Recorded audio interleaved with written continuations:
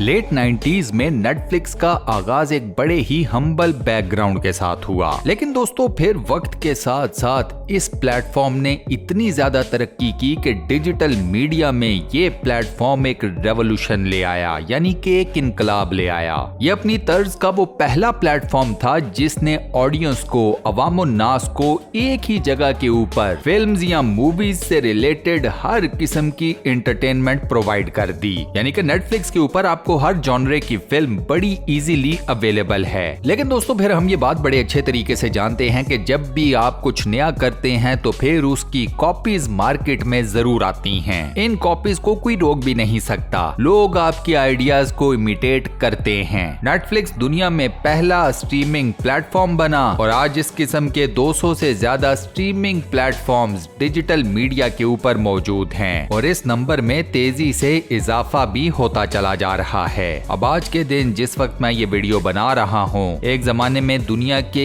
इस सबसे कामयाब और सबसे ज्यादा तेजी के साथ ग्रो करने वाले स्ट्रीमिंग प्लेटफॉर्म यानी कि नेटफ्लिक्स को कई तरह के मसाइल का सामना है। स्टॉक मार्केट के अंदर नेटफ्लिक्स के शेयर 70% तक नीचे गिर चुके हैं। नेटफ्लिक्स बड़ी तेजी के साथ अपने मुलाजमीन की छुट्टी करवाए जा रहा है। डेली बेसिस के ऊपर नेटफ्लिक्स एक बहुत बड़ा नंबर अपने सब्सक्राइबर्स का भी खो रहा है। इसके अलावा ये भी एक्सपेक्ट किया जा रहा है कि इस साल नेटफ्लिक्स के सब्सक्राइबर्स में बहुत बड़ी कमी देखने को मिलने वाली है। दोस्तों हमारी आज की ये स्पेशल वीडियो बेस करती है the rise and fall of Netflix, यानी कि नेटफ्लिक्स के अरूज और जवाल की कहानी। ये वीडियो बेहद मजेदार होने वाली है, सो इस वीडियो को एंड तक पूरा जरूर देखिएगा। तो आइए शुरू करते हैं। नेटफ्लिक्स का आगाज हुआ ईयर 1997 में। इसके बानियों का नाम है मार्क रैंडॉल्फ और रीड हेस्टिंग। नेटफ्लिक्स कैसे वजूद में आया, ये स्टोरी भी काफी ज्यादा इंटरेस्टिंग है। हुआ ये कि रीड ने एक VHS ब्लॉकबस्टर वीडियो को वापस की तो ये VHS रीड को पड़ी $40 की। रीड कंप्यूटर प्रोग्रामर भी था और मैथमेटिशियन भी था। इसने सोचा कि ये खाता तो मुझे अच्छा खासा महंगा पड़ेगा। इसने इसका कोई सोल्यूशन ढूंढना शुरू कर दिया। रीड ने अपने दोस्त मार्क से बात की। दोनों के सामने Amazon.com का मॉड्यूल पहले से ही मौजूद था जो कि इंटरनेट के ऊपर काफी ज्यादा ग्रो कर रहा था। इन दोनों ने सोचा कि इस प्लेटफॉर्म को इस्तेमाल करते हुए हम लोगों को VHS से निजात दिलाते हैं। वीडियो कैसेट्स उन जमानों में काफी ज्यादा फ्रेजाइल भी थी और काफी ज्यादा महंगी भी। इन दोनों दोस्तों ने क्या किया कि इन्होंने लोगों को सस्ती अमाउंट में या सस्ती प्राइस में फिल्म्स की DVD पार्सल करना शुरू कर दी। इन दोनों का ये आइडिया काम कर गया। DVDs की क्वालिटी भी मजबूत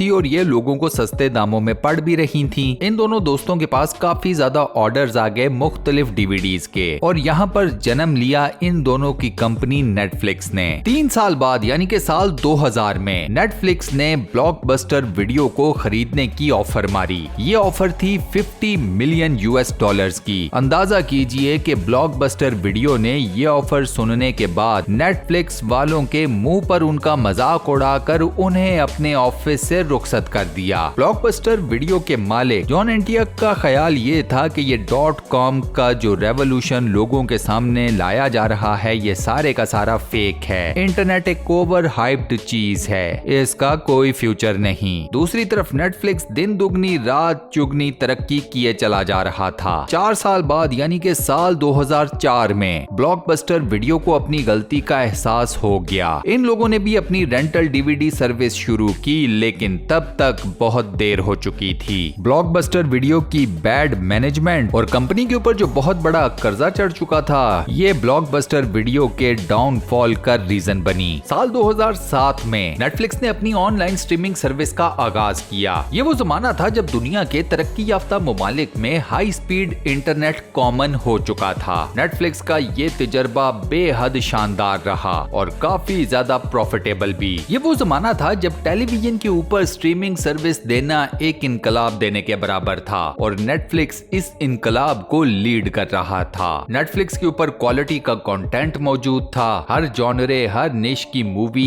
इजीली व्यूअर को या सब्सक्राइबर को अवेलेबल थी। तो उन सालों में इस प्लेटफॉर्म की ग्रोथ बहुत ज्यादा हुई। दूसरा, नेटफ्लिक्स का अकाउंट काफी ज्यादा चीप या सस्ता भी था। नेटफ्लिक्स का अकाउंट एक अमेरिकन को $8 यानी कि $8 में पड़ता था, जबकि उसी अमेरिकी को एक केबल का कनेक्शन पर मंथ पड़ता था $50 में। अब कहाँ $8 पर मंथ और कहाँ $50 पर मंथ। दूसरा मजे की बात, नेटफ्लिक्स के ऊपर कोई एड्स या इश्तिहारात भी नहीं चलते थे। इस एक रीजन ने भी बहुत सारे अमेरिकियों का नेटफ्लिक्स की तरफ इंटरेस्ट बिल्डअप कर दिया। नेटफ्लिक्स अमेरिका की बाउंड्रीज से बाहर निकल चुका था। ये कनाडा, लैटिन अमेरिका और कैरेबियन के जजायर तक अपना नाम एस्टेब्लिश कर चुका था। इन जगहों के ऊपर नेटफ्लिक्स की स्ट्रीमिंग सर्विस जारी सारी थी। 2012 तक नेटफ्लिक्स यूके और ऑस्ट्रेलिया तक भी पहुंच गया। नेटफ्लिक्स की ओरिजिनल सीरीज पूरी दुनिया में काफी ज्यादा पॉपुलर होना शुरू हो गईं, जैसे कि orange is the new black, house of cards, black mirror, stranger things. Netflix ने अमेरिकी मार्केट में ब्लॉकबस्टर वीडियो की छुट्टी करवा दी। ब्लॉकबस्टर वीडियो जमाने की करवट को समझने में नाकाम रहा। कुछ ही सालों में ब्लॉकबस्टर वीडियो बैंकरप्ट हो गई, जबकि नेटफ्लिक्स दुनिया की सबसे ज्यादा मुनाफा कमाने वाली कंपनी बन गई। $306 बिलियन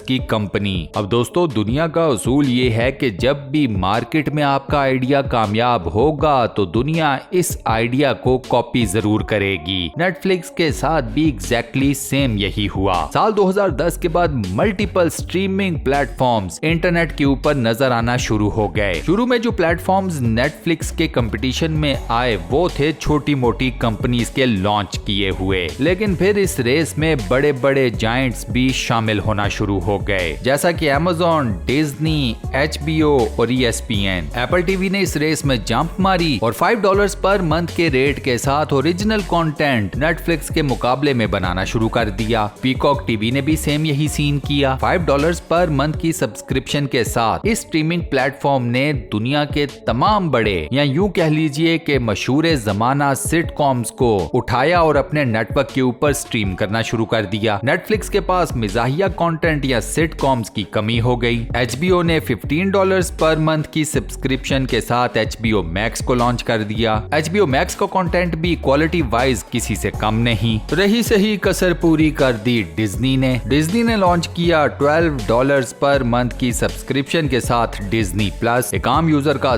सारा नॉस्टैल्जिया उठाकर ले गया डिज्नी प्लस। ऊपर से मार्वल का सारा कंटेंट भी आपको डिज्नी प्लस पर नजर आता है, along with the original shows जो कि डिज्नी प्लस प्रोड्यूस कर रहा है। अब ये सब कुछ होते हुए नेटफ्लिक्स के पास पीछे बचा ही कुछ नहीं। अब वो यूजर जिसके पास नेटफ्लिक्स की प्रीमियर मेंबरशिप थी, उसे अपनी ये मेंबरशिप पड़ रही थी $16 पर मंथ में, यानी कि दूसरे स्ट्रीमिंग प्लेटफॉर्म्स के मुकाबले में सबसे ज्यादा हाई रेट के ऊपर। और ये रेट नेटफ्लिक्स के डाउनफॉल की एक बहुत बड़ी वजह बनी, लेकिन उस पर बात करते हैं थोड़ी देर में। नेटफ्लिक्स जब डामाडोल कंडीशन में था तो इसे एक बहुत बड़ा बूस्ट मिला चाइना से। चाइना में पैदा हुआ एक पैंडेमिक और विद इन नो टाइम इस पैंडेमिक ने पूरी दुनिया को अपनी लपेट में ले लिया। लोग अपने घरों में बंद हो गए, घर से बाहर वो जा नहीं सकते थे, तो उनके पास ऑप्शन क्या बचा? चुप करके बैठकर नेटफ्लिक्स एंजॉय करना शुरू कर दो। पैंडेमिक के आने के बाद नेटफ्लिक्स के सब्सक्राइबर काउंट में एक बहुत मैसिव इंक्रीज आया। साल 2020 में नेटफ्लिक्स के ऊपर 200 मिलियन से ज्यादा नए सब्सक्राइबर्स आए, पेड सब्सक्राइबर्स। साल 2021 के मिड तक भी नेटफ्लिक्स के लिए सब्सक्राइबर्स की ये बहार जारी रही,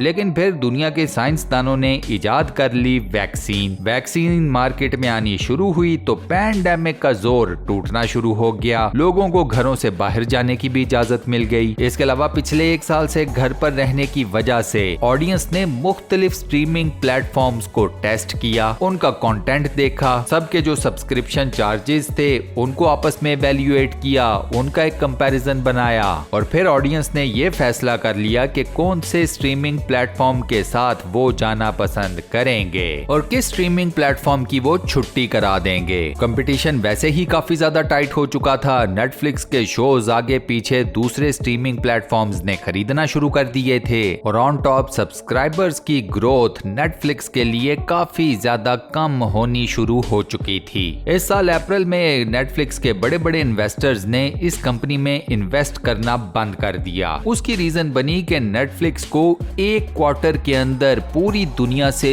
2 लाख सब्सक्राइबर्स ने अनसब्सक्राइब कर दिया था और मजे की बात यह है कि एक्सपेक्ट ये किया जा रहा था कि अगले क्वार्टर में ये 2 लाख का नंबर 20 लाख बन जाएगा, यानी कि एक साल के अंदर तकरीबन 22 लाख सब्सक्राइबर्स नेटफ्लिक्स को छोड़ देंगे। इस एक वाकये ने नेटफ्लिक्स की 10 साल तारीख को चेंज कर दिया। नेटफ्लिक्स के साथ ये कभी भी नहीं हुआ था कि एक क्वार्टर के अंदर इतने बड़े नंबर के साथ लोगों ने इस स्ट्रीमिंग प्लेटफॉर्म को अनसब्सक्राइब कर दिया हो। स्टॉक मार्केट के लिए ये खबर भी एक जलजला साबित हुई और नेटफ्लिक्स के स्टॉक मार्केट में शेयर 35% नीचे गिर गए। एक ही रात में नेटफ्लिक्स की वैल्यू में से 50 बिलियन $US गायब हो गए। इस साल अप्रैल के एंड तक नेटफ्लिक्स की टोटल वैल्यू में 70% का लॉस हो चुका है। दूसरा, नेटफ्लिक्स को कई इन्वेस्टर्स और कई सब्सक्राइबर्स की तरफ से लॉस सूट्स का भी अब सामना है। नेटफ्लिक्स ने अपने डाउनफॉल की सिर्फ एक ही वजह बताई है और वो है सब्सक्राइबर्स का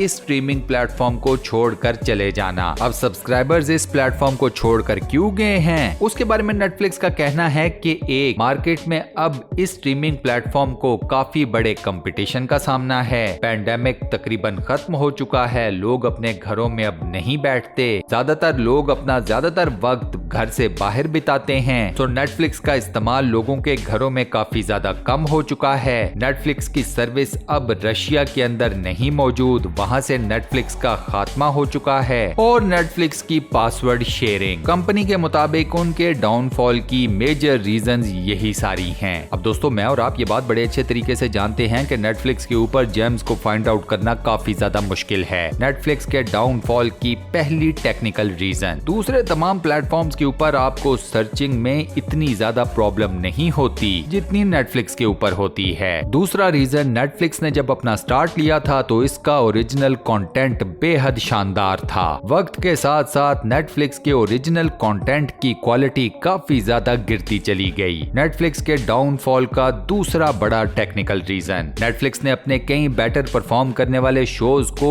1 या 2 सीजन्स के बाद कैंसिल कर दिया। इसके अलावा कंपनी ने पॉलिटिकल कंटेंट बनाने की तरफ ज्यादा फोकस किया और ये बनी इस प्लेटफॉर्म के डाउनफॉल की तीसरी बड़ी टेक्निकल रीजन। नेटफ्लिक्स ने जब अपने स्ट्रीमिंग प्लेटफॉर्म का आगाज किया था तो इसके पर मंथ सब्सक्रिप्शन चार्जेस थे $9 पर मंथ। इस वक्त नेटफ्लिक्स के अपने अकाउंट के सब्सक्रिप्शन चार्जेस हैं $16 पर मंथ। एक एवरेज अमेरिकन के लिए $16 पर मंथ एक ऑनलाइन स्ट्रीमिंग प्लेटफॉर्म को देना आसान बात नहीं है। सो नेटफ्लिक्स की प्राइसिंग बनी इसके डाउनफॉल का चौथा बड़ा टेक्निकल रीजन। एक एवरेज यूजर एक ऐसे स्ट्रीमिंग प्लेटफॉर्म के ऊपर सबसे ज्यादा सब्सक्रिप्शन रेट क्यों पे करेगा, ये जानते हुए भी कि उस स्ट्रीमिंग प्लेटफॉर्म के कंटेंट की क्वालिटी दिन ब दिन गिरती चली जा रही है और अगर कोई गलती से अच्छा शो ये प्लेटफॉर्म प्रोड्यूस करता भी है तो 1 या 2 सीजन के बाद उसे कैंसिल भी कर सकता है। ऊपर से दुनिया भर में मौजूद महंगाई और हाई इंटरेस्ट रेट ये भी आप सबके सामने हैं। नेटफ्लिक्स की HD सर्विस इस वक्त दुनिया की सबसे महंगी ऑनलाइन स्ट्रीमिंग प्लेटफॉर्म सर्विस है और मौजूदा मार्केट के हालात के हिसाब से इस बात की कोई लॉजिक समझ में नहीं आती। हाल ही में नेटफ्लिक्स ने ऐलान किया है कि वो अपनी एक चीपर सर्विस ऑडियंस के लिए मुतारिफ करवाने वाली है, लेकिन उस चीपर सर्विस का प्रॉब्लम ये है कि उसमें चलेंगे एड्स यानी कि इश्तिहारात। लोग नेटफ्लिक्स के ऊपर आए ही इसलिए थे कि इस प्लेटफॉर्म के ऊपर मूवीज या सीजन्स देखते हुए बीच में इश्तिहारात नहीं आते। अब नेटफ्लिक्स लोगों को वापस उसी चीज की तरफ लेकर जा रहा है जिससे एक जमाने में उसने लोगों की जान छुड़वाई थी। तो लोग कैसे नेटफ्लिक्स की सब्सक्रिप्शन के ऊपर स्टे करेंगे। इस वक्त दोस्तों नेटफ्लिक्स के लिए फ्यूचर काफी ज्यादा तारीक दिखाई दे रहा है। अब देखना यह होगा कि आने वाले वक्तों में नेटफ्लिक्स अपने इन तमाम मसाइल का किस तरीके से सामना करता है। क्या नेटफ्लिक्स किसी तरीके से दोबारा ऑडियंस का इंटरेस्ट अपनी तरफ गेन कर पाएगा या फिर नेटफ्लिक्स का हाल भी ब्लॉकबस्टर वीडियो के जैसा होगा। इस बात का फैसला आने वाला वक्त ही करेगा। और इसी के साथ दोस्तों हम अपनी आज की इस वीडियो को यहाँ पर करते हैं दी एंड। आज की ये वीडियो आपको कैसी लगी, वॉइस ओवर कैसा लगा, मुझे नीचे कमेंट सेक्शन में जरूर बताइएगा। वीडियो को बंद करने से पहले आपसे एक छोटी सी रिक्वेस्ट और वो ये कि अगर आपने अभी तक हमारे इस चैनल को सब्सक्राइब नहीं किया हुआ तो बराए मेहरबानी चैनल को सब्सक्राइब जरूर कर लें और साथ बने हुए बेल के आइकन को लाजमन प्रेस कर दीजिएगा। बाकी अपना बहुत ख्याल रखिएगा। इंशाल्लाह मुलाकात होती है किसी नई